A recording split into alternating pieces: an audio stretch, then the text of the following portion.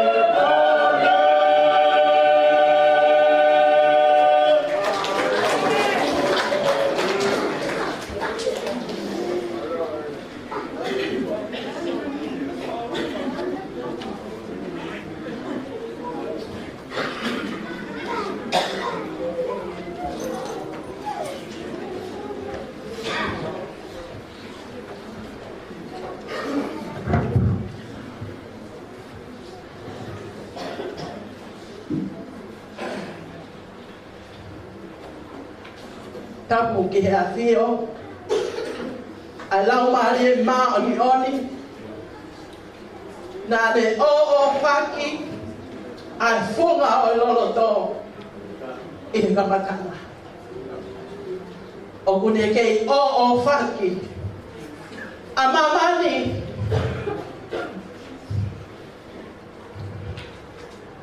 Mo mea mo ui ko toa pe. Kai pehe. Ai whungani o ene mea whakatupu. Ka koe tangata. Pea kou kore ke whakamalu ai. Ka tā mo oku ai whainga mani e koe ni. Ke whai hane a talitari o e whiaki.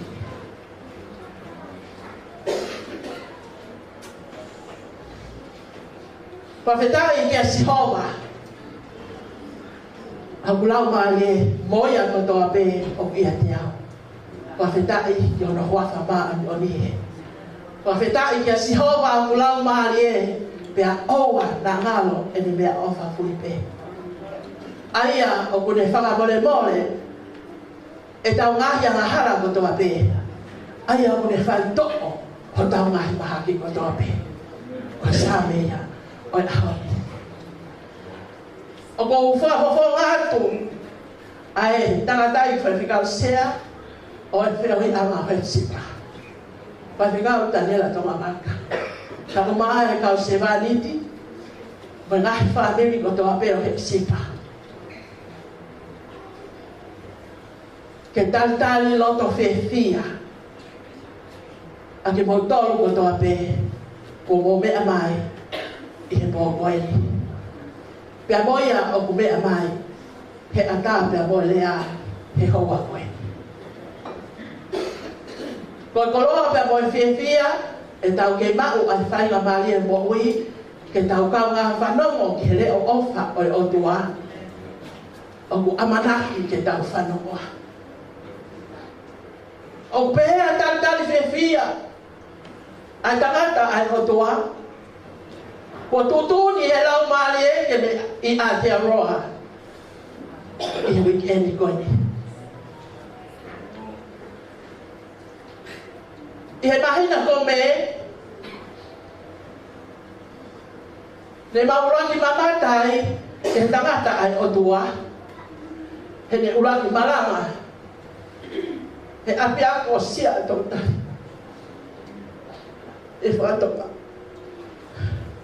i whakate ai pure ako Paula ono ave latu ke ne lava ane ki ai o whae malanga o mātuonga i he whekumi na e whai ke ngai vi sone ai maoni oni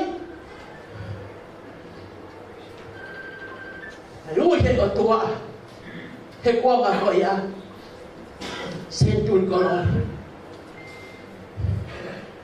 o whetau laki ai pia moe tangata koeni o ne whakawheki whakatoka. Pahe malanga ai tangata e o tua he pongo ia pia moe ne taraloto ki he watu e ni whae koe kaito ea he taulanga pawhoki me whare mahaki koe kai ke toi lawa hawe ke whae mo he kansa pia nau ave ai au mai ai whawhikau ke whenga ke ave ke maoni oni koe ni ka koe hero senturi koloi o ka taimine wahe ai ai tangata e o tua o ne pehe ko lea senturi whae o koe kai koe kansa koe maraia koe wiko o kui na ne tai aki ai huo kau wao ai ulo e hosi e toi velo e ake tau ai kete hosi ale hosi o mate ya mate mo o kui te kevete ake e ahoni e whaka mo ui koe he lau maari e pe whakata e mara whanau ai ne motuani lea ia kau kai ke sio ke tawa atu e leo o family Kau sio ki tapaaki. Malaia. Kapau malaia pehe. Ava mamahi e va manu pe fe ya mahala. La kamutu ai ni motuani. Ah, ko tabe. Eiki ko kombe me afio. E kukui mo. Pau ya malaia. Manuia ke mo ui. Kata ko ang kaya familia hao. He mahaki kapau tunga pe. Kami ay ngafe tu na lele tuai fini motuani o bahai. Na ku bahai ya kakau. Kakolea ko ni si kakai ngafe bahai ko to pena faya. Na mau aro faya me pe. He ku ya ngafe kafo fa la umba. Ahoni ayah umai kumi alau mali. Si pahaya. Tantali lo to fia. Feitun. Fotu Momofisi. Ikon palofisai. E ako ya tangata ay otuaga ko palofina. Tiki fai mela. E ho mo uri e ka. Ade roa. Ko hinga ya ko fi afkoi. Kako tau ha upe ko no to amanaki. Amen. Ke la mari ma yo mo ui haleluya. Na be ka ki motor ko to ape. Mo me amai he aka. Tau ha upe ko no to amanaki. O mo ui la mari ma ko ni. La ke fai tu ni he honi. Ako ta ko aki. Tau ma ko mo ui. Na tau tolahi ka ke fie bala ia ya. Ako tapo aki. Ko tau inas. He bala ia. E tau hanga ki he otua. Vete ang he otua.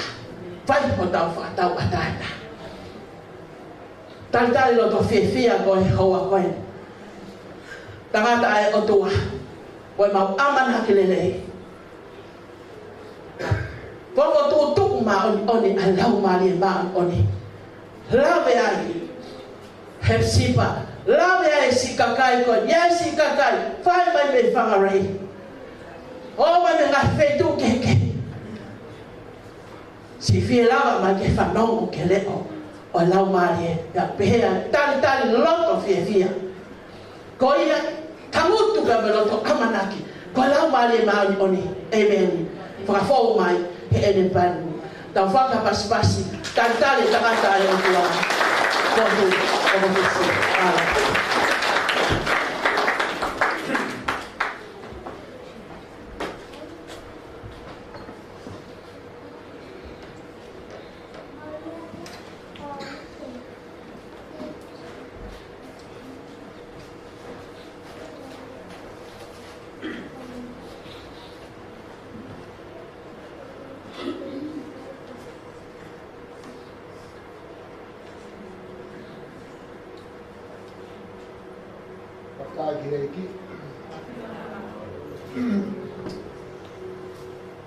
Te penua keu, o mai mara te whakatapu ko whaihe whaikau ure.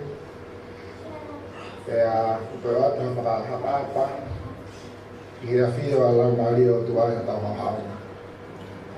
He koe ne Polokalama. Whatapu e ni whana oiki. Whatapu ki he whaiwhare a matapure. He whatapu ki he whaikau sea. Nera whakaka nā he whaikapure, ute. A whaikau ni hata klotu. Whatapu atu ki he kau tōre kire kā. Whatapu ki he whawhae, whatamai, ka mai tau whanau. Te mui hako toi peru to tono ke whakatapua. A tā moko e whenga maari koe ni ke waiwahe mo ki mautoru ai mea ko pinangalo o tua pe mauhinga mea na te lere mai ai ke whunuan. Mahalo koe whangalaki mutonu mo la vei pe ai wataukei ngai whaia lute na kulere atu ki se atou tai i me Na e au I tangata I ki whai whekau o se visitonga. Whenga mai ka te au he wā whetahani mai, pētari mai whenga maari o matala noa I Novema o he wā whetaha whitū. Pea koe rea koe nei whai se visitonga na ne pehe e sosifa. Pau tāko hunua ko fotu. Na mai ko sosifa koe. Ko koe tangata ko teu I he o tua, te ke alu ki tonga o ave ai visone mahuinga ai o tua ki tonga. Pau talangi ko whe visone. Tau mai vai whekau, koe taueni e fitu, e mauhufia I pure la a, ai visone mahuinga o talamahi o tua, koe visone ai o tua ke ave ki tonga. Kau te kai ke siwa taha ke visone. Kainga koe taimi koe ni nā kui he toka tiri nea ai māmo ngāpa nā ku mau ai whamon mālohi ke māmo ngāpa. Ka whainga taa ia ke in line no mea koe nai mai se nistonga. Ka lere mai ai matala noa kan koe lea koe nai whai se nisi tamai o eki. Ka pau he kai te ke tafo ki kihe o tua. E lulu I kohe o tua pa te ke lotono mahilahi ai. And it's one thing I learned. Never ever put God to the test. Don't bother, don't try. And I speak from experience. Pea o se mahina ua, hana au poloka e whika, ai whai whikau koe ni. Kai kio te whenau ki taha mai ka te hao.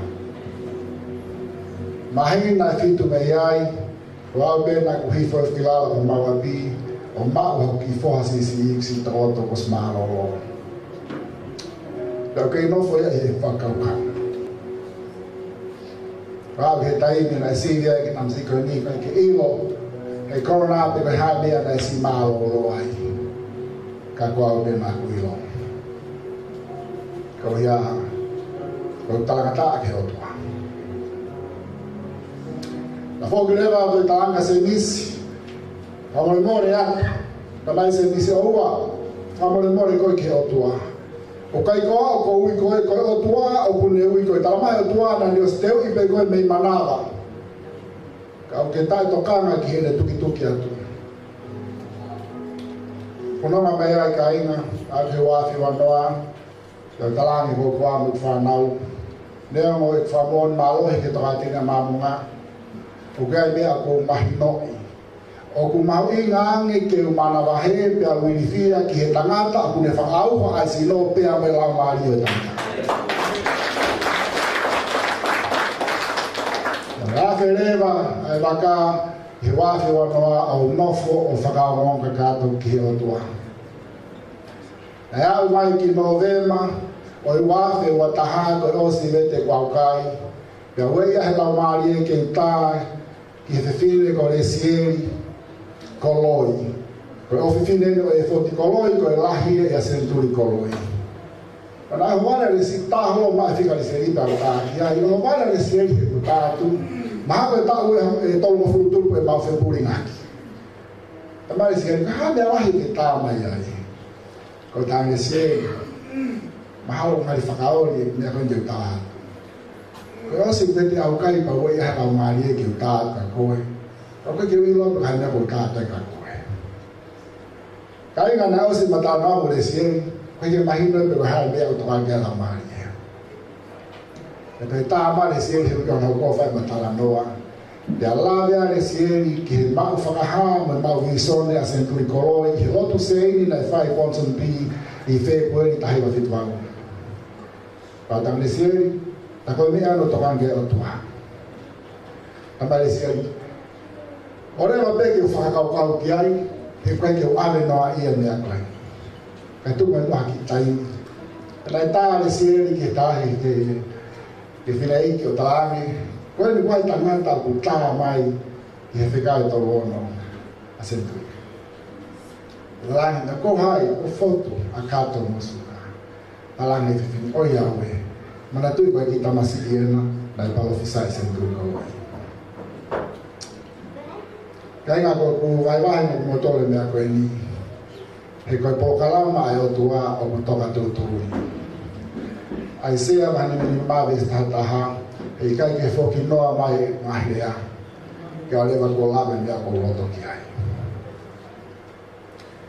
Pea maa mai ai whikau to lono tau gosi matala noa pa me pureako sa tau tai whikau to le tā paula na whalatu o lave ai ke whikau to lono pa tamai paula na si koe tau ene whiha whekumi ke nea koe nā.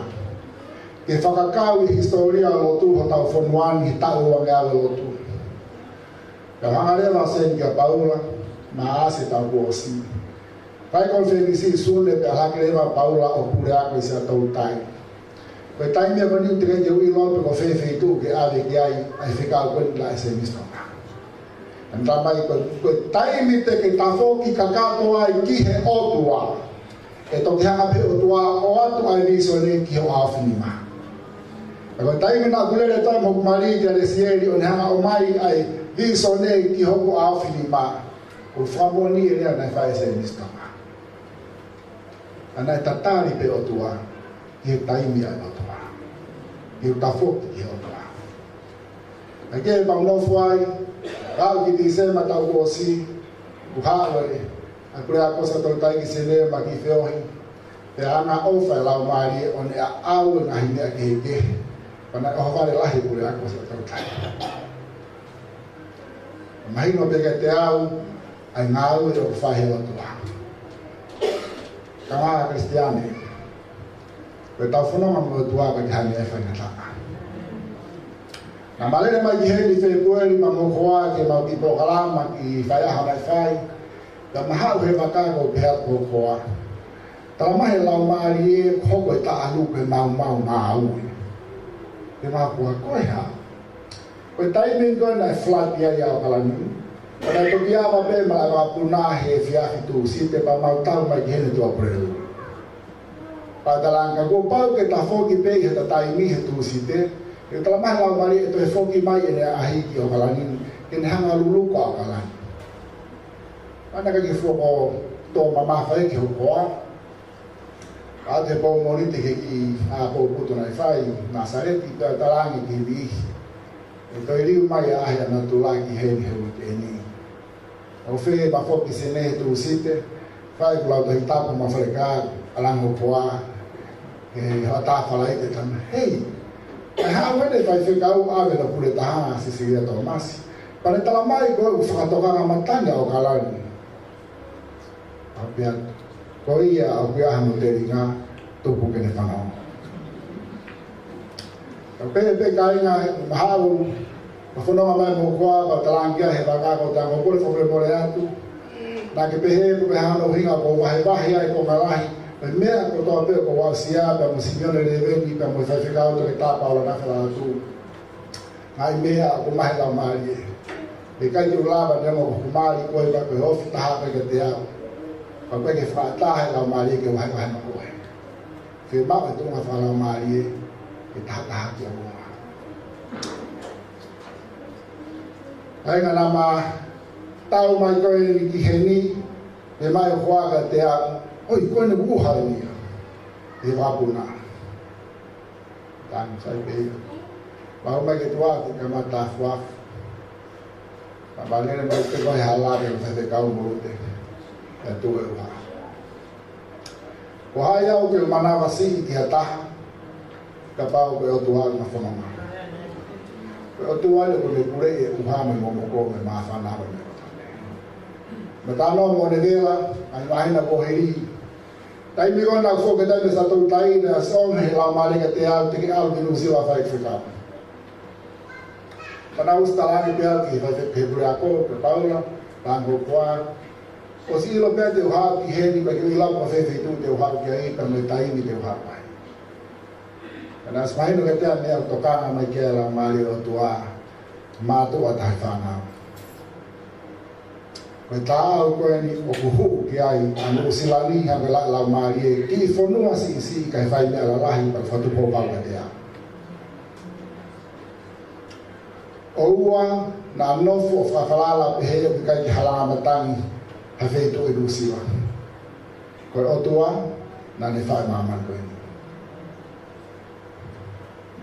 A koe monu i anga whanua koe ni. ko ia hakakai na wapasia ke hotoa ko ni e pete na malu e fuma ta ko no hinga me a ko lele mai ki heni ko tokanga mai ai hotoa ke whanau tau tupu e pe to lai ko lele mai ki o hawo whawhetau ki he lao e whonua pe pikai o ki kai kia ha Polokalama ai o tua koe whawhetaki koe whawhetau koe Polokalama ai o tua koe malui e ni kakai mo ne whanau pia mo whamo ui e ni kakai ano inga mea koe hengi ai ia e whofola ke vai wahe pia mo whanau whanau mo nui e ni moto se tau tai pena whaelea koe ni mea pa koe ni bui hao tua ke wha ki heni pa kono hinga mea na hao ki heni pe lahi pe mahale whetu na tōi whai sio ke o ki ai mōni e tau rea tonga ke henga o tonga lahi na e whie wholaua kai kite no ai si moto ko reua aku mohe mai na ko si o misi o ko mohe heni pe hao e agelo whangu au ke utu ki te uteu ke Polokalama peo sio ke koneki koe ni ai whare mai koneki mai ke whaloto he psipa ke tamahe angelo pau tangi na osi setu te alama os mahino lea pau tama ke alute e whikau pau tama ka ane lea os mahino ka te ai whitu ko sanga e tua teo ke waki ai koe whanonga mamani unau sio ke toko lahi the world looks at figures koe sio whakabisnisia e ilo sio ai o tua a mai o tua na ke hawa ki mamani koe toko hiwe hiwa na hawa ke toa taha ma ui ngā ki o tua ai toko si i ka unau toka ki o tua i he toko lahi ka mama hona o tōne o tua ka kono ui ngā mea nā whao i kini o whamaro lahi atu whawhasea malo e whao o tua ka pau malo i tau tui e teu pehe o tua ia e whewhie pia moe lami ki he whailau lau ka ke tahi lai le toha mea kainga mea nau tāng hokoa e mahino ma te koe na kwau sa tau tai na tāng he kureo sa tau tai e kai ke uha whanuani ka reo ko whoku mihi patu uha whanuani ana hoko ia wia he kuongo ki he o tua hataha o tala mafua ke whaine whikau e kupau ki haisia o tua koe kia ha Polokalama kuia ka inga ke pehe ko kualu ke uki hakakai ke utanaki hakakai i kai na ia tala noa o tangata whaivangerio i Amerika ko tia o muri kai whikau in se tuli tahavaluna te upekia tahavaluna hiwa pia nai pehe na lahi ka kai lau mano ka mo lau kilu e ne whakaului ke nau mo ui pia na e kau whikau e tolu na nau loto kodi ki tangata e kai whikau kore ni koe nau pehe mea une maho e whakakai toko lahi pia nau whanau whioi pa nau pehe tukua e tau whehi ame tau loto kōwi ki whakau koni. Tau alu o wakai te koe haa nou hinga o fu kau kaua e ni hanga whaurui ka kai te rotua. Ka na uo ki heo tere koe na iai whakau koe ni te Talaki whakau ki whakau waki. Hawa meo sio ke matapaa ki tua te koe haa mea te ke sio ki ai. Hai whakau waki o tu o sio ane Talaki. Ko sio ke ua kau whakafofa. Hai whakau hono wā, ko sio ke whanau ngai whanau o kuna wainga hao he pāka. Hai whakau hono tōru ne pe mai. Ko sio ke kau tangata pisinisi nau PC pe he nau ue me nau sio. Nau tafo ke atu, koe ke kei lava, tau whiro I mata e whakau koe. Nau tai whakau ke hai mea ko ke tangi ai. Tangi whakau koe utangi koe kehe tau sio.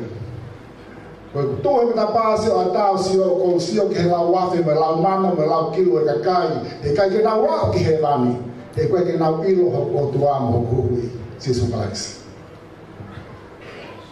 Te wā Kristiane, koe mape wholau ia ke tau whanonga aki. Tai mi o whanonga whakataha e tangata mo o tua, o kusio whakaotua, o whakaukau whakaotua, o purea whakaotua, o pulunganga whakaotua. Koe mo uia. Mea ni koe nei kalanga kia e tamai o e ki I he wālo ngā fui whitu ngā fui hau fua senturi koi. Koe me ea kui koe mo ui a kalaisi. Ka aku te au te tātāno mo kalaisi.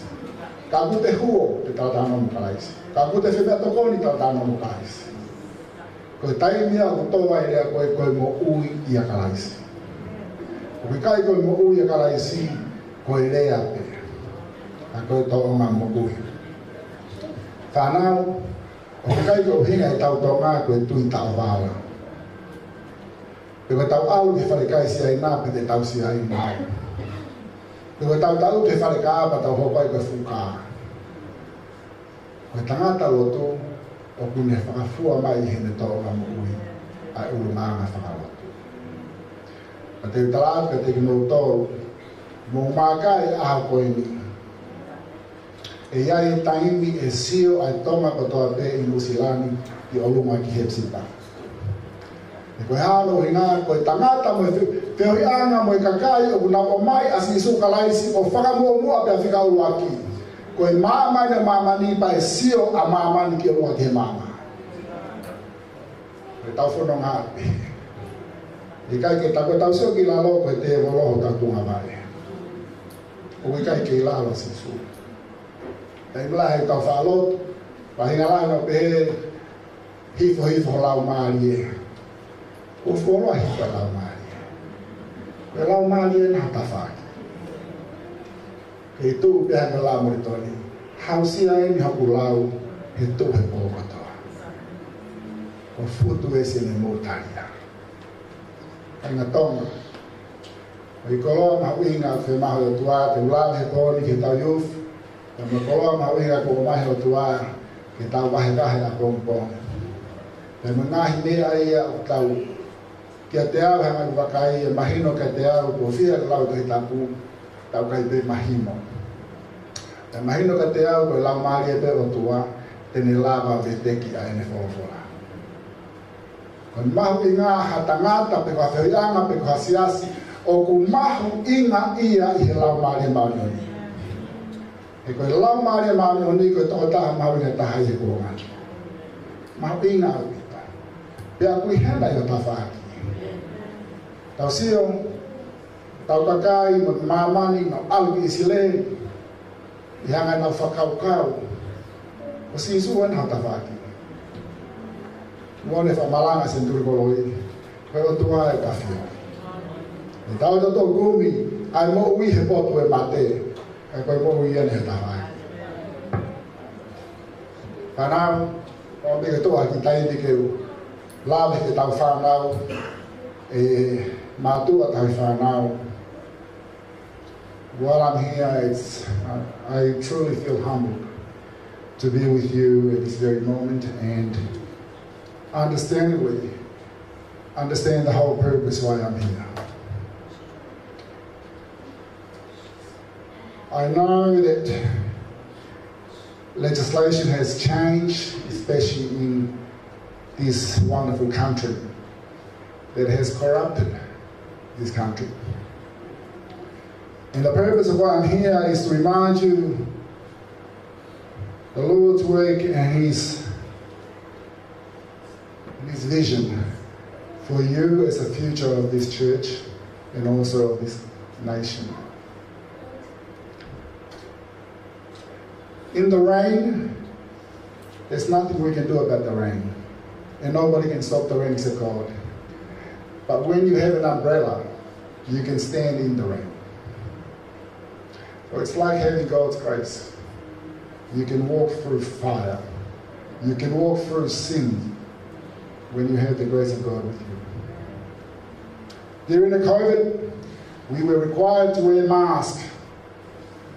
And the mask is not for decoration, it's to save you from transmitting the virus and also receiving the virus. So I want to share with you a lesson from the scriptures. If you don't mind, I'm just going to kainga te whakarimore te pilawa te resoni mawinga peke inasia e tau whanau he koe tau mua ia ko koe ni koe whekau ki he tau whanau. Pea Koe le soni koe ni ko mai, e lawa tu pe I he whakapalangi, pa te utu watu te mawhatonga. Mātua tai whanau mahinga te mea oku tokanga kia o tua. Si malu e tau whanau. But it's only going to Ephesians chapter 6 verse 11 to 17. Put on the whole armor of God, that ye may be able to stand against the wiles of the devil. For we wrestle not against flesh and blood, but against principalities, against powers, against the rulers of the darkness of this world, against the spiritual wickedness in high places. Wherefore take unto you the whole armor of God, that ye may be able to withstand in the evil day. And having done all to stand therefore, having your loins girt about with the truth, and having on the breastplate of righteousness, and your feet shod with the preparation of the gospel of peace. Above all, taking the shield of faith, wherewith ye shall be able to quench all fiery darts of wicked, and take the helmet of salvation, and the sword of the Spirit, which is in the word of God. Pânea tokana mai kia o toa mātua tai whanau, ke whakamahafu e tau whanau, le soni koinia e te so vahe ono, le stahataha ke tawhitu. E a kumotoro ka kaha mo fuafola, ko whaamu pe keu, ki waiwai atu kumotoro ke whanau pe mātua tai whanau, I he mea o mahi o toa ke inasia e tau whanau, amore more.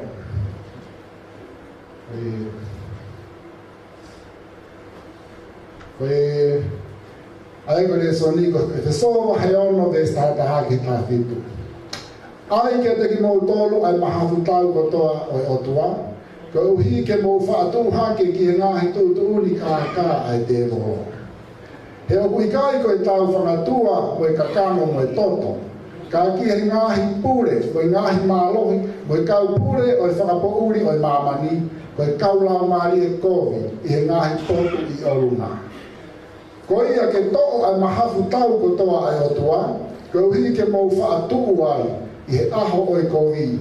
Ia hiri hono I kui ko toa pe ka tuku pe. Ko ia ke mau tuu, ko no aki mo oni ai ko aloto, ia ki he whatawhata, si wha ko e mā oni oni. Ia mau topu vai, ai teu o ongerei ai merino. Mātua tai whanau, ko e soni, polofola ko mahi o tua, ke whaka teunga ki se tau whanau. E kai te aha mea tine lawa maru e tau whanau, ka koe wholofola mea o tua. Music opens the heart. The word of God penetrates the heart and fills the heart.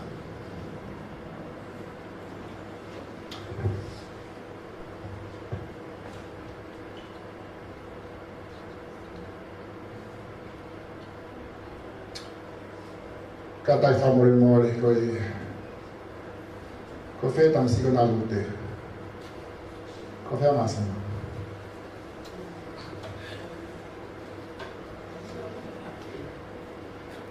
Hange ka tai.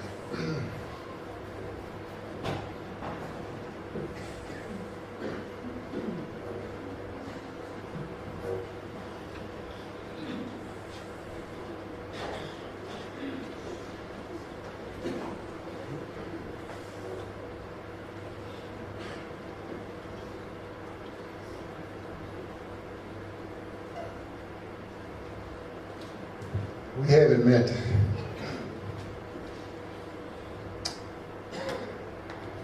Kainga,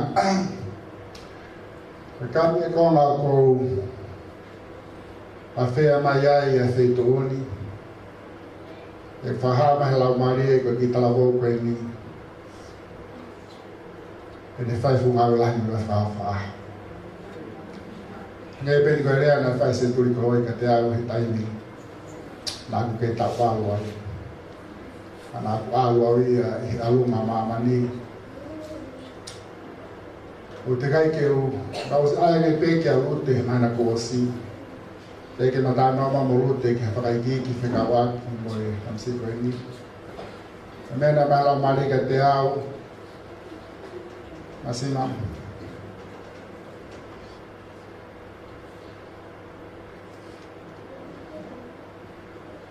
You've already filled the encounter with the Lord, haven't you? You need to prepare yourself with the Lord. Sent you here for a purpose. You were a gift because God realized the amount of tears that was given unto him in order of seeking a child. So think about that. I want you to understand that first time we met, but I knew this from last month, and I don't know anything about your history and the background, but I shared with your mom what the Spirit had been instructing me. Please hearken unto the Spirit, because one day you will be able to bless so many lives in this country. Stay in touch with the Lord. Stay in touch with His scriptures. Thank you.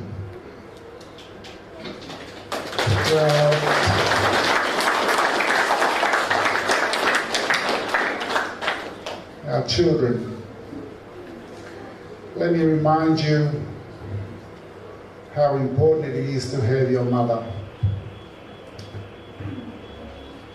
There's no other love apart from Jesus Christ's love. There's no other love like a mother's love. And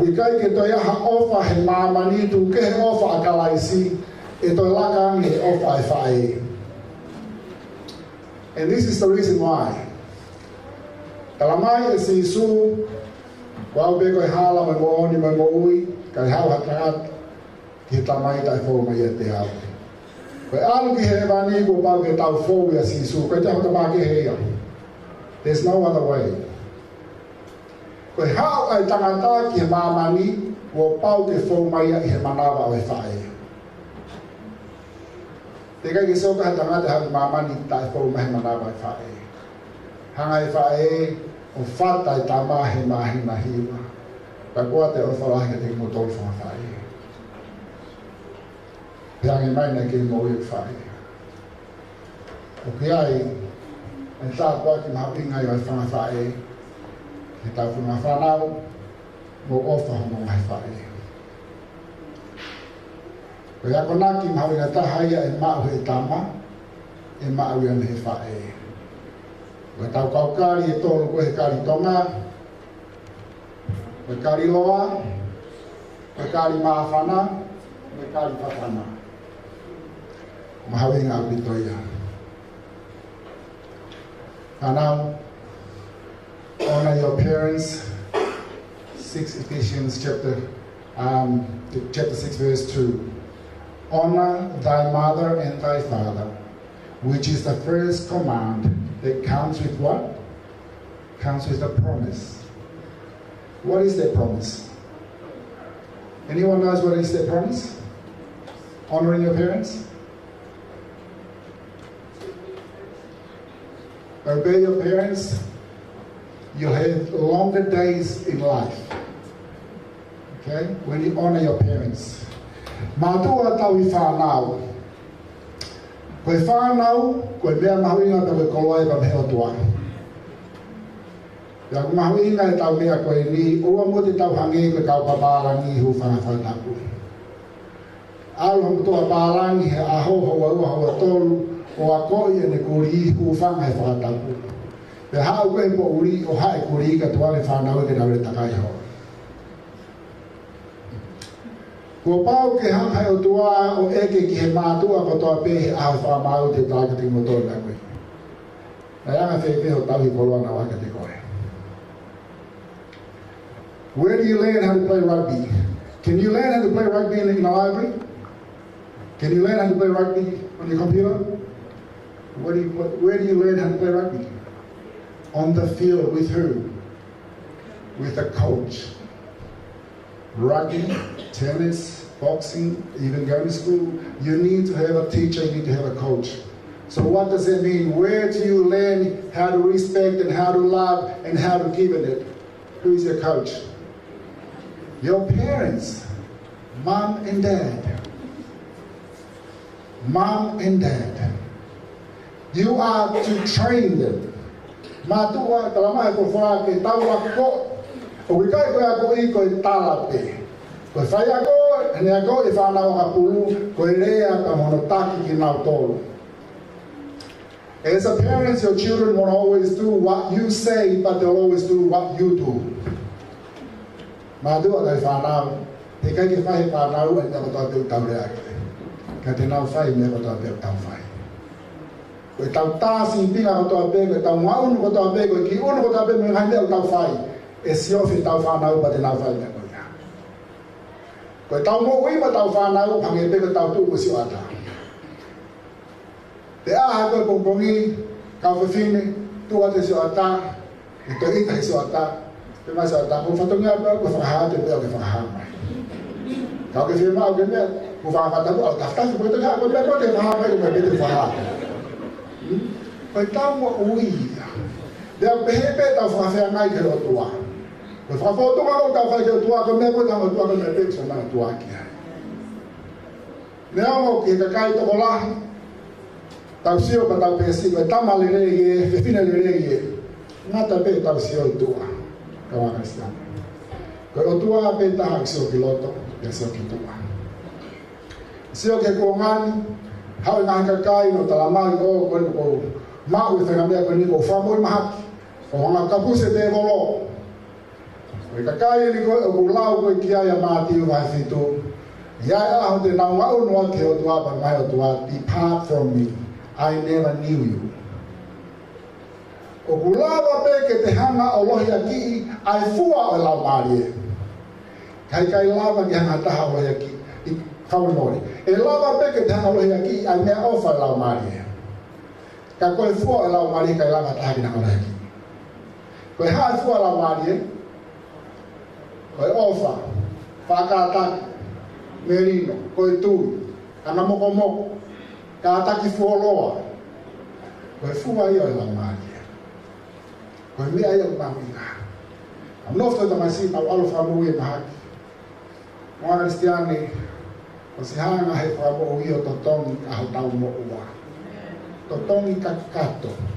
Pene talamai kua lava kua osi. Koe ke teha mea ki totongi koe. Ko fai totongi pe ko ho tui. Tui pe ki tai ki teia. Ko alaha ia mea kumahe tua ki o malanga a komponi I he kure anga o tua. A mea o ku fihia ya mamani, hea ya mamani, ko hia ko pehe koe, koe. E to vai vai mo ko tole ka mai o tua a hama kure anga. Ai ke koe o kure anga o tua, pe mo siasi tau fono ngai. E ko siasi tau fotu siasi pe hau e wau hau me ke tau fai. Fa pisi ni sire vai.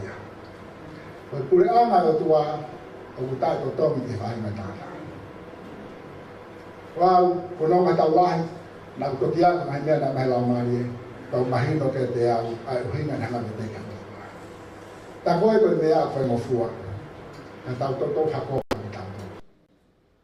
Koea, koe toinga ko ui, na mea ko mai lau marie ki malanga ki mamani tango tonga, ule anga o tua, ule anga hei wani mo Kosipeli se supalaisi.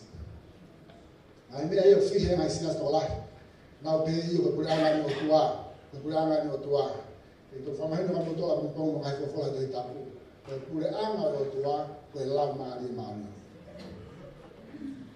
Kau kei ka tolu ko tau alu piki sias koe ko tau maru ai kai. E to wata kung pongo ngai fofola, nei he fofola.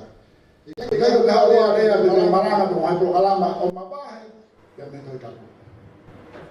Koe mea bene taha ko hanga o tua o whamana o mo ui. Koe tāpai o tua. Ko kore ati ka youth no kātaki ki tuangi korua. All the youth, please just stand up for a minute, please.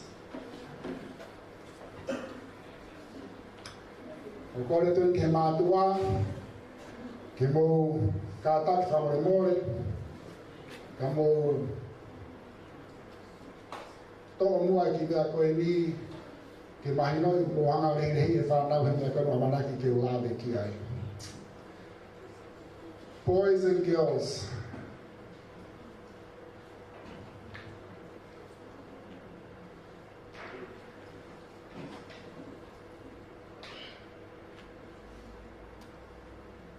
from our Lord and Savior Jesus Christ, this is a very important message that we need to abide by.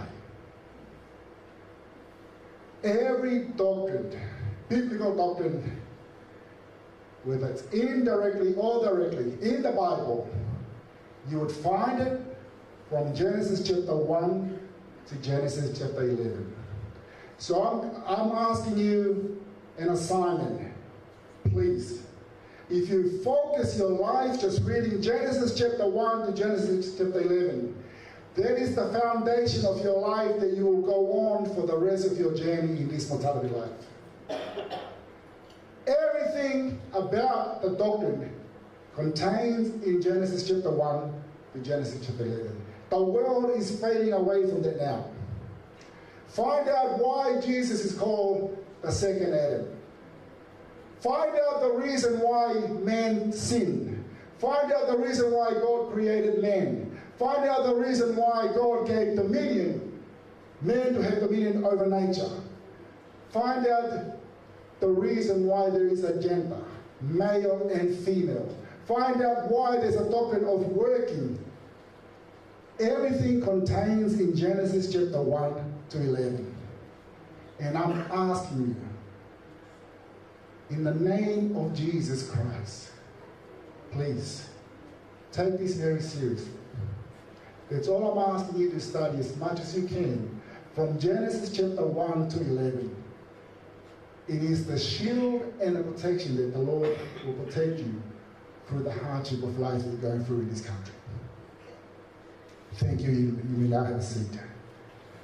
Matua tai whanau, mo whamre more ka mo tapon mai kena koe. Mea senesi uwaki ke vai tahataha ko whi mea pia o tokara mea o tua ke mo whama mawhai ke a koe tau whanau. Koe toka te rine ko toa pe I he toi taku o puha ia mea senesi uwaki ki a senesi tahataha. Koe haa no hinga upuia si suko e hata mahono ua. Koe haa no hinga nai whaia hawai tangata, koe haa no hinga nai whaua tangata, koe haa no hinga nai whaua e whiwhineme tangata, koe haa no hinga uhawi ngai ke mai e whiwhineme tangata. Koe haa no hinga u tau ngā ue, koe haa no hinga u tawhi o tau upuha. Koe toka te rine whakatohi tapu o toa te. Te ke mahu ia mea senesi uruaki ki a senesi tataha. Koe ki mea koe ni koe ka mea ulahi ka kou kore atu mātua. Koe kai ko atu nia mea te au. Koe mea ali tokanga mea atua e malu I aki ho kou whanau I e whanonga kanu tau whaikani. O kai ka whaunga e atua ke kahora turia whakawhetau ke whanua te guosi whakalau I mea koe ia. Te kake na tonga tonga he koe kia Polokalama atua koe whakawhepaki. Koe kia Polokalama atua koe hanga tu. Koe Polokalama atua koe ne hanga teu e ne whanau ke ha te whepaki mo e tau. He koe kai ka tau ai kakano mo e tonga koe tau e lampari. Koe haa mea te ne whakahawhi tau whanau mātua me kāinga. Koe whola mea atua. Koe te. Koe mea ia na tokaa ki hau ki ai. Tokaa mana maari e ko ki mautoro ne ki ni koe ni. Monu ia ki mautoro. Monu ia ki mautoro. Mo mui mui ke mea koe ni te talatu. E kai ki hala whanonga mo whanonga. Koe taimina malolo e fuha. Taimina malanga ia fuha na kulare ke mea ke ki talanoa koe ni. Pako whaangu pe ke watu ki tanoa koe ni. When I spoke at my son's funeral, he passed away at the age of 16. And Sione and Lisa's son, Happy, that was my son's best friend at school back in Sydney. And he was more like Happy's twin brother. They were the same mold, same height, same size. Anyway, he passed away at the age of 16, and when I spoke at his funeral, I share this story, and I guess maybe some of you have heard it before. One time, a young boy came to his father and said, "Father, what is the value of my life?" And the father gave him a stone. And he said, "Son, I want you to go to the flea market.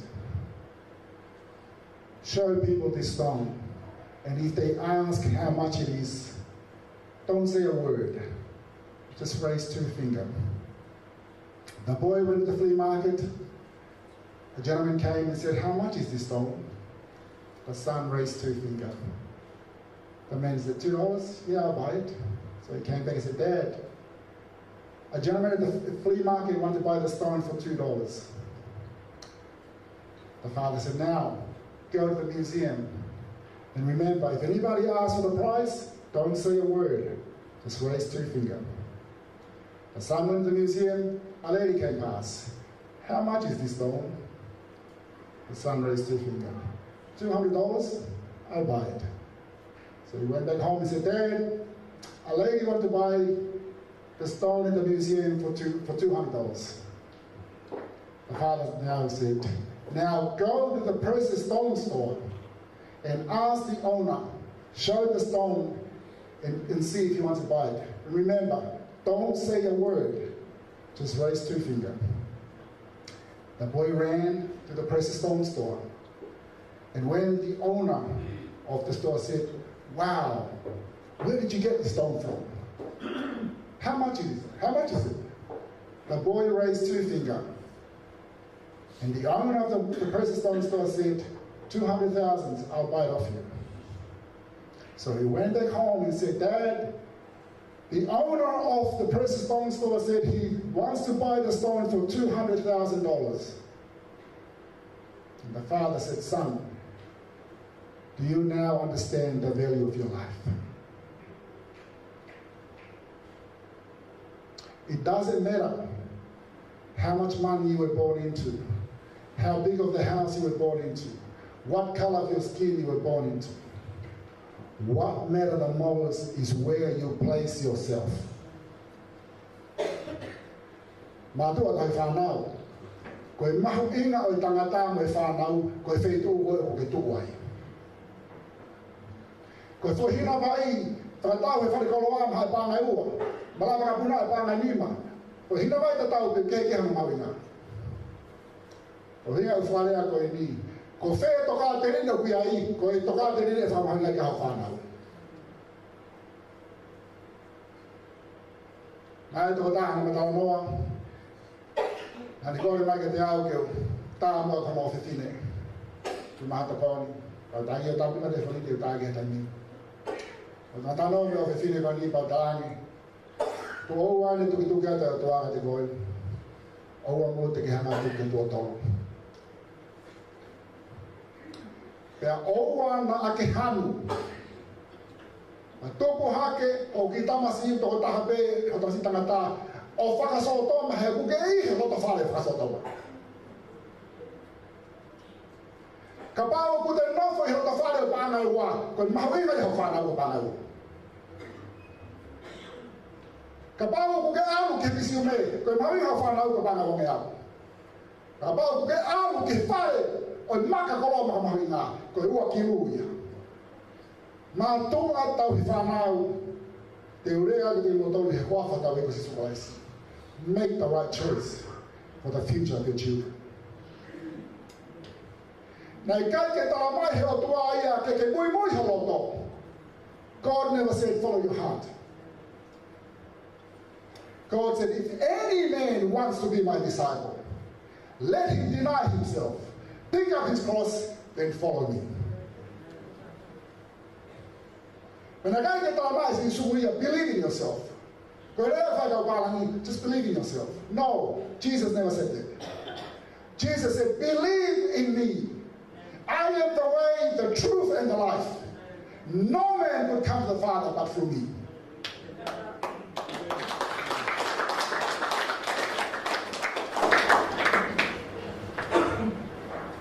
Remember, you can't follow your heart. You follow Jesus. And the thing, it's okay, I'll just stay here as long as he makes me happy. If he hears your father, then I walk in one. And they'll not about him, Tower the farm of Lutuba House, now what is the money, now what is fire, but they're not for pay. Okay, Ilo Mahota with one. Now look at the fire, Philip of the Luki Kahako. Kalau hinga ya fora tua talamai sana fatol bestahalo hena ofa pe tua ki mama na ni fua ke auto be tan fatu ko hinga ya ta be tu ke te ya au na au kan no ai muita kata ya faz o fa fe marie que no foi e ko sias ko ta bo fa mo fo ni mo fo ma we ko ha ama ho na we talamai e fora su ha ama ke ma fata kata mama ni kai mo le la marie. Just do whatever as long as you're happy. No. Kaya que vinga mais isso ia que faz bem que o fia marie que coloca que fia. Com fia com tá uma água que aí que vai ficar o cai na loto, mas cavalo cristiano com fia o mo ita na tá. Quando vinga tá mais isso kau pia hatanata se mo te au toku keneri aki ia o te ha fe ma ho ka kamo porque to si si o fe ma va me se asko ni ka ko fa ta ia ka ta o ne fa mo futu ko na o se asi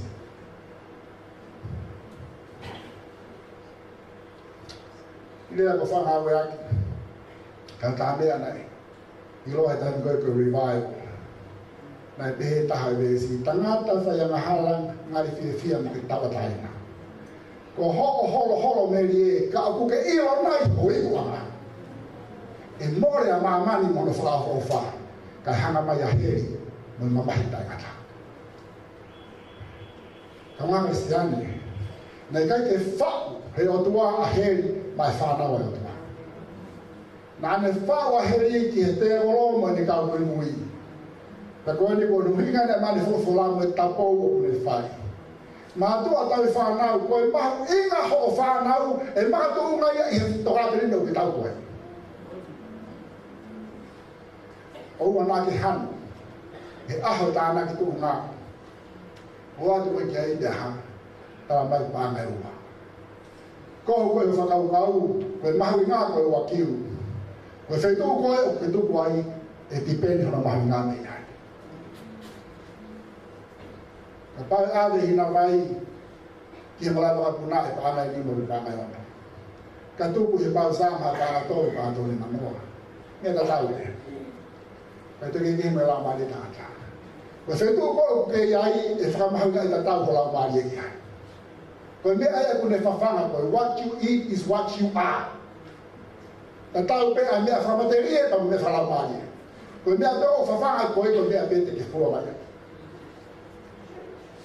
Mahabinga au pito kainga ai fili ke mo fai kai dia ha pare ko te ha al ke ko me pero fe ma malanga ka tua ko ne ko folaka ala to pe ala o me ficava tua ta ko filia a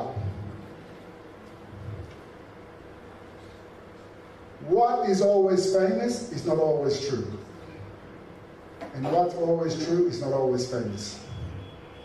Kau hala tau sio tau au de mo to lahi tau au de o pe kai ko be mo ni o mana ko pe ko be mana ko be mo ni ko me mo ni ho I lo ko be au fai fa o to helao de tau ya ka ba o kai ke tau da mo le la pa la ka le dia ba ro ki de situ ba ro hiba ka ba o to ha tangata ba na ba angelo le lami. And how often aku keh and dia mamahaya tu mala ia. Amre more pe ke mawa ke dia ko ni ka ko dia pe ho. Mala ia. Anga kristiane. Por fo la ko fa mana mo mo ia.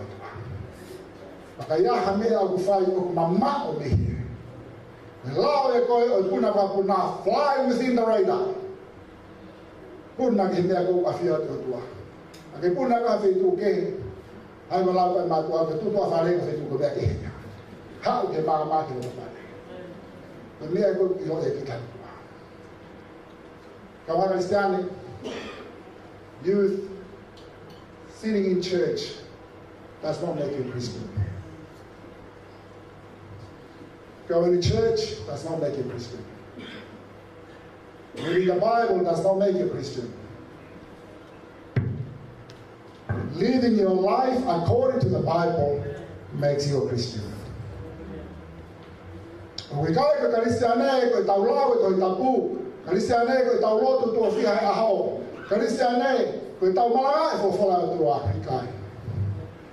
Ko Kristiane ko tau mo ui aki ai me ko tau ako. Ke ha fu mai. Ma aloto. Ko me aia ko ma pinga ke si wa lo tua. O mo te tau alu fa ka nga alu. Kai nga tonga. Don't go along to get along. Jesus never said that. Even if you walk alone with God, you have all that you need. And people can be rich, but if they don't have Jesus Christ, what do you have? You have nothing. There's no other name that man can be saved through this life and the next life, but the name of Jesus. Hallelujah. Amen. Hallelujah. O te kai ke toi iai, ha hingoa ia, te tau hawai, kawa Kristiane. Kai koe hingoa pia tamasi ko sisu. Tamasi e la hiko pekia. Tamasi e ko rau kiai. Mana ko si matana mo le veo ta. Ane veo. Fasi o pe ka fu paka ke tau kiai. Mana de kai ta mo ko me ko pe ofa mai. Ofa mai ke si o he mana asi hova. Mo si o mo tolu he mo ko anu si la kai afu ia ka kai ia. Ko si hova ni o mana. Ko ke si hova pe si hova. Te kai ke riu ia. Te tau pe si hova me ane afi me ahoni ma bomboni tai ngata pe tai ngata. Kainga o ke si hova pe si hova. Na koe ni ko hawa si hova pe tene tutu e mama he si pa. A ficar da nela frama pe que moi folo que se que me nuta. E tu a o cananero no se la opción que si pa. Qual o gira no ma se hova de una. Kuranga malo hi, ai kuranga una falala kasi. Onde assim sukala isi ke mua ai hepsi pai he mea to ape. Te ko hoko ia, ko kolo hu fana an.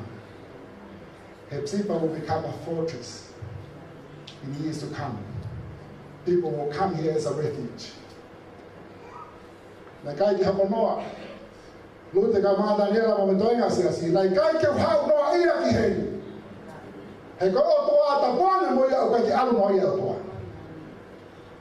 Koe tangata whakawong ke o toa o kune tū pe ane lue i he mea kotoa pe whakawong ke o toa. Koe mea mahu inga ai te whinga. Pe koe tau mua ia kotoa koe ni keu tala mo fuaka kato kihe o toa. Iai taimi wha ue i mai hokoa ka kumahino pe ko manatu kihe. O sia ono hanga he o toa pāngia he tau kosi. Koe kamata ke o tau pīkoe. Kainga, ngā koe ki āko si taku o si. Mama tea si no ke toi o mori hau si mo. A whare mahaki, kala mai whi mau ki taka whala de vāle. Ka whalahi tua ki ha. Nā o si ilo pēnta ko. Alo si ona, i hene hola me heo tua. Ke pehe si ona ke alu ki ana e wakahe, ke ilo i ha taha. Oua na tau whakaukau te tau lawa o toi meo tua. Toi matangi ilo pesi ona ko hinga matangi ko ia. Tani tarangi muri ia. Manapasi o koa e talamai ka toi taa. Ka whai to o ka mea peo kua koe pori o hu whakatapu pe koe mate. Nā puro tolahi pia ke whai to o ilo koe ha. Tarakata. Tangata mo ngata tahanga hu fa ta puta ka to kia ko ke kewa kia ke kewa o se ta ka ta mahino ha to a fa ta ke sio ki hevan pa sio ki heri pa fili ko fe te wa ki ai kaina hano hinga I maha ko mia ina ka ve las katia o tua ke nya ko ia ke tama tala mata na ko te u ko ke te fai ma ke hangi ve ko sa wa te tai te ke ki te on fe ma Himi on ngā mawhao hi niu lau Britoni hi tole vesi. Kai aha mā maulo kovi, hei kai tēne tāna te. Kai hanganaki hono ngāhi, he ilo te tai te. Whawhetai te ke ki koe ni koe māma koe mi, ne aku me mei mate poi poi lape. Ka koe hake. Nā ku kui ka kua pā, nā ku mati ka kua mokoi. Kai ngā, lahi lea ke whai kai whau haa. Ko kore ate te ngoto. O whamai tau ngau e whataha. A ko e tau whanau e whofura.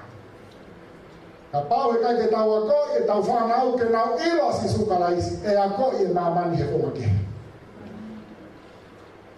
If we don't teach our children to know about Jesus Christ, the world will teach them the other way around.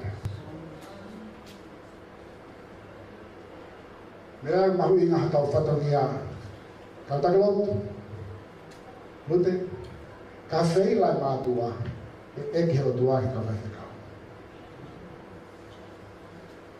Koe mawhatuki tukia e whatangia o e whaiwhekau. Ka wheilai mātua e eki heo tuahi e whaiwhekau. Kara mai si sui kai whanei koau koe tauhisi pere. Hanga e tauhisi pio ha o li ake e mo ui mai ne whangasi. Ko au e ke mai whewhikau ka te au, ko hea hui, ko tang hoku i, I have been called to serve, not to be served. Nā e ui au ke mua au e whasewaniki, ka ua hapai mahataha ka te au. Te au mahina ka te au. Kainga, e sio ki he ri ke kakai toko lahi nau iai. Kau take lotu toko lahi nau iai. Ko hea, ko hea ko nau tāna. Palasi ai ka kai o tua. Koe mea ia ko ngoi ko tutu kina ke o te wala ki mea koe ia. Nā mōni me mahana ku lawe ki ai whakau. Tanke o ne vera ramolote. Kai ki ha Polokalama taha koe tānak siri. E koe ngahi a kai. Mahino peka te aku whamaloa pito I he whamatadela e tipa. Au koe ki o loto. Ke whihia hamina. Ke koe ni nai o sio tonu, koe rea ni sio tonu. Hanga o tua ave au, koe whi las kāti ia. Ke o sio rewa pau whiri ko whewe du te waki ai. Mahino ke te au, talanga ta o whiha. A koe ni, wawhe mo ui pau I oa. Hange koe lau koe nai whaiwhe kau a te au nui. A koe mahu inga o e mo ui. Hange koe lau a se roe sire. You have one business on earth to save soul. Ta koe whatongia mahu inga taha o I tangata te whakamo ui a lau maani. Koe sio koe ai tangata ka pati tau sio ake sio o tua. Ka inga. O koe kai koe tānoa talahi na mai me wā santo mua. O koe kai kai tai mega whinake ui taha taha pute ma mai na taha. E mōre haku taimi ke tāno me o tua. Ke mau peke unofu, maa hato loto. Me tā mai rea hato ka mātiu. Monu ia loto maa, he ha? Nā mātaki loto. But now, perhaps I just want to ask you a question. Have any of you ever had any encounter with the Lord? Any of you ever had any encounter or intimacy with the Lord? Mahalo, let me help you. When you read the Bible, it's one of the first signs that you get an encounter with the Lord. The Lord speaks to you through His scriptures. But you don't realize it. You don't understand it, and you won't recognize it. But I tell you, it's one form of communicating with God. That you'd be surprised if you Train yourself to have a love affair with the scriptures, with the Bible. I can assure you that you will come to experience it. And the more you do it, is the more you know about it. The more you train, is the better you get. It is no different from the Bible. I want you to please try and encourage yourself to read the Bible. You'll be amazed with what the outcome will be. The Lord will speak. Train up a child in the way he should go. And when he is old, he won't depart from it. Trust in the Lord with all thine heart, and lean not to thy own understanding. Falala ke o tua I te whawhala oua te ke falala ke o atamai. A mea ia kamara siane uhea te olahi mamani. Tau hanga o li riu whakaatamai ai whawhala o tua. Anere ko lau, e se nisi mo le vela ko wheo i koe o tua, koe vale ngā ngā ua hu whakawhata. Koe vale ngā ngā ua ki o tua, kai lava ke a koe i a o tua. Ka ngā kristiane, ko kumau i o tua. O tua ana hata whaki. Koe o tua ana hata whaki, ala mai e si toia muri he sāma muri toni, sisu e ko koe pe ko matai koloa I kai hau se o ke kau ka mau koe mau kotoa. Ya toi whehu I rewa I muri toni. A e fe haku lau ke mau koe hema. Whai to tono ho wafa ka ko whono hipea. Tohea ngā weba hanga furu, vesi tolu whaa, taimina isi oa pita ke mea nai aonge ke ko kia koni liu si, pe tala mai rewa vesi tolu whaa, pea ma wha ai mutu o pita. Koe kutoki ilo ni oki kai ke whiriwhiri mana koe o tua. Vesi tolu ma ka kune mau ma ana ki nau tolu, apasia mo whai to tonu, I he kure ana ko tonu. Ka hanga kristiane, ka ukia hamea, Ki tau ai ai o tua, pe tau ai ai ane pe uloi ne whawhalatika. Tau ai ai ane pe uloi ane whawhalatika. O kai loi o tua. O tau tolu pe iau tau mamao. O tau tolu pe o tau mamao. Ne hangere koe lau. Now some of you have heard this story about the atheist professor. He was trying to convince his student that God does not exist. And he asked a question. Do you think evil exists? The whole class said yes, of course evil exists. So do you think God created everything? And the student said yes, God created everything. Okay. So if God created everything, and he created evil, then he must be evil himself. A student raised his hand. Professor, does cold exist? Professor said, of course cold exists. He said, no, cold does not exist. Cold is because there's a lack of heat. When you measure the atmosphere, the more that the warm or the hot weather is away from cold, that's why it's cold. Lack of heat. Professor, does darkness exist? Of course it does. No, Professor. Darkness exists because of the lack of light. We measure. The darker it is, the more the light is away from it. So, Professor, does evil exist? Of course it does. No, Professor. The reason why evil exists because God is so far away from the world. Kaya tonga, kapau kaya kita wamoi ay otua, kita wamoi kumah otua, kono kaya wah, hulahi pa yang halai funwa. Mulai na kufai kita ma kita uni, tafok kita otua, tafok kita otua. Otua tala mo pira kasi otua tai elului di motor. Kasi ahiba bulu ya tong. Ito elului di motor. O bukai toki pe otua, toki pe otua. Ko foto e motalia.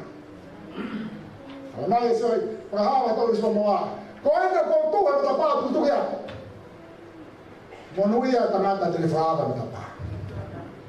Ka nga kristiane o mo te tau tu wasisu. Ko whakao whangi tono wharea e mo toni.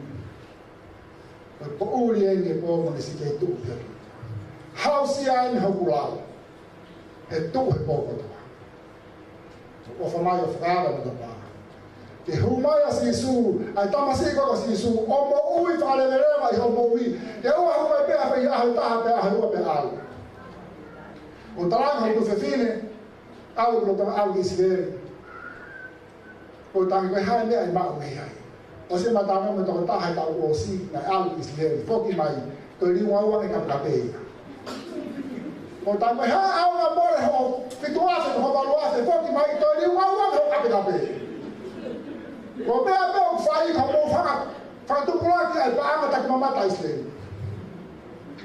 Kai ngalo ya mō tolu ko sisu wana hata whaki. Rea te whai e pōni hek sipa ko sisu wana wafio. Ka te kau sea. E hine Polokalama ko niwa kongkong e nofo sisu hek sipa. Kai ulo nama ko ya. Ya, que estaba foto para ele, pero assim eu não sei o que é mama para ele. Porque está mais dizendo isso. Não é que não tolo, não é pena lá assim sul, na mama, que nem caiu é mama. O calani, mama, o que é calani. A verdade é que vou receber. Que tu programa que é ulo, hange ka lagu na ke sisu na hiao ke ulo mambe hange ha mama ke tua po ulo e po uri o mama ni ke mamata e peke fofo panau watu e fala ke moto o kore ake ke moto le huafa tau eka sisu kala isi o mona ngalo ai mea ko kore atu se nesi uluaki ke vahe waki ke vahe tahataha nofo mua hoa ko wai te ke mahi noi ai whaua o tua e mamani ko ni mo hunga o tahu ai te ai malui koe me ngai whiri ua ke lao e whanua kono hinga i mea na kau ai ki hinga ke hai ki motore o tua pane hanga malu ki motoru o wari tātaa ki motoru ke mou hao me hala whanonga i mamani a malo lahi a te whenga maari e mau ke whata whahawa ki motoru ke mua pe a frase me ako whaamu pe ke whai halotu na tuhatapu ati.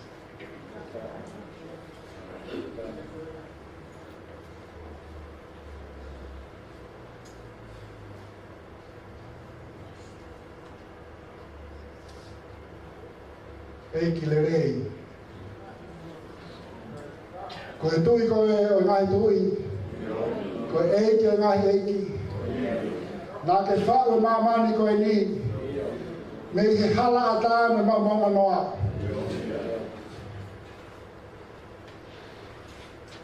Mauhanga ke hoa koe ni, mo i whamalo rai, ke omi hoa maari e ke mau wako ai.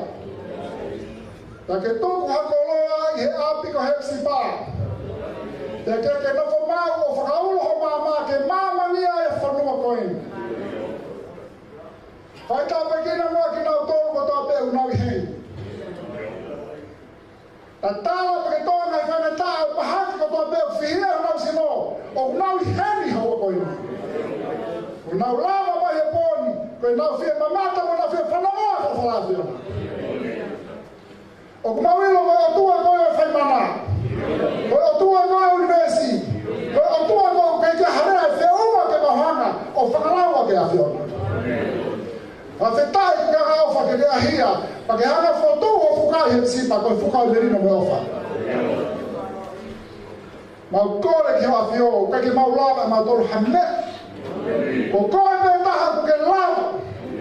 O mau mawhea ai te koto peko hia peko koe. Whaita po kina mua ki nau toru koto peko, whaikata ia whakasino. Whaikata ia whakata mai me whalamari e. A more ala ho a whio. A whei tauralo whina ngalo ke hifo. Ala se kai lau mai o na to ko to pe o hen he po ko ke na ilo ke na o ko ke na ilo ko le ma ko tua mo ma e ki ma tu ya tu ku be ke pura o ke be se no ma ko wa ma tani de afio taki ma ki na to ko ta pe na si la ma ko ko ai kai ke fai hale mai ko ku mi to la e ko ku mi la fica. Quando come aqui na autor com não matei o teu que falou que foi falar. Faz tarde a fio a minha conta. Amor morei vai então não. Fala vai tá ao. Fala canto vai tá canto. Então tá vai tá e vai uma faz com coelho. O mal corre do toga em ami e wafa o auto beta com su price. Amém. Fala aí no toga. Amém.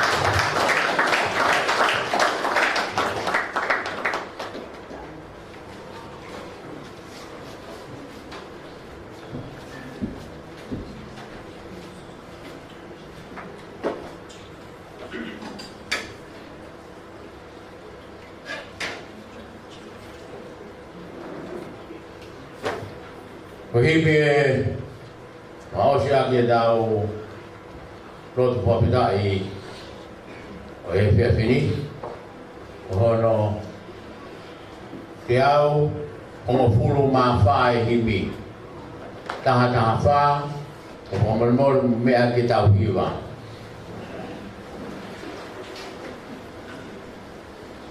ki koi ofa au koi moana lolot yang ngalu itu kiai, emang ngahia, ya ku ufi, ku kobi bodoh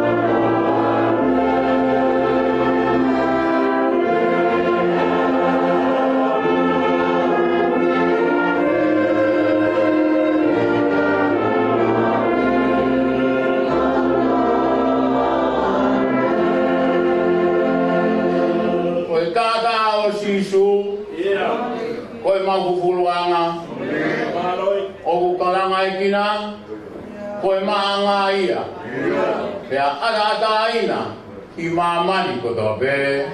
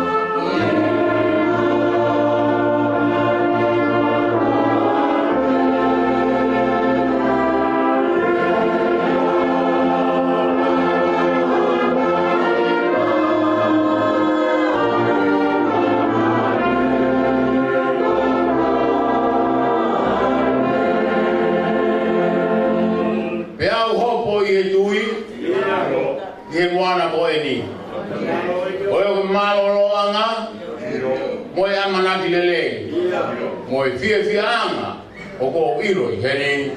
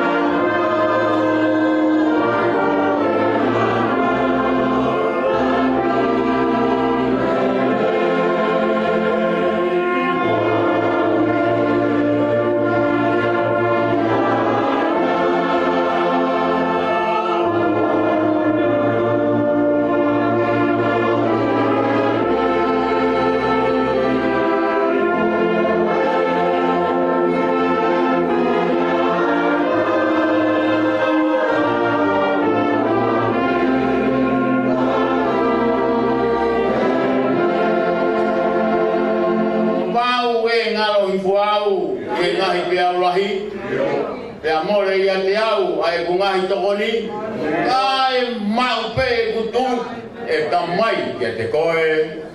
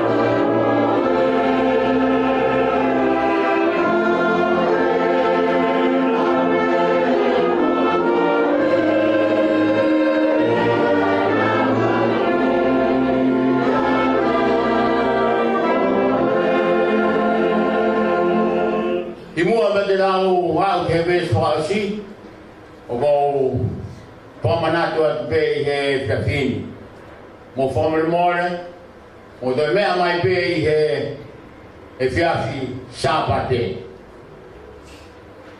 e tau whanongo ai i he Malanga ai tandai whakau a bongbong o whamanatu atuia i he fiafini e wes whakausi i he vai hoksino e vai mo lonta e popo he taurani hokulau maari he hori ke ongoyo ilo ai ofa taingata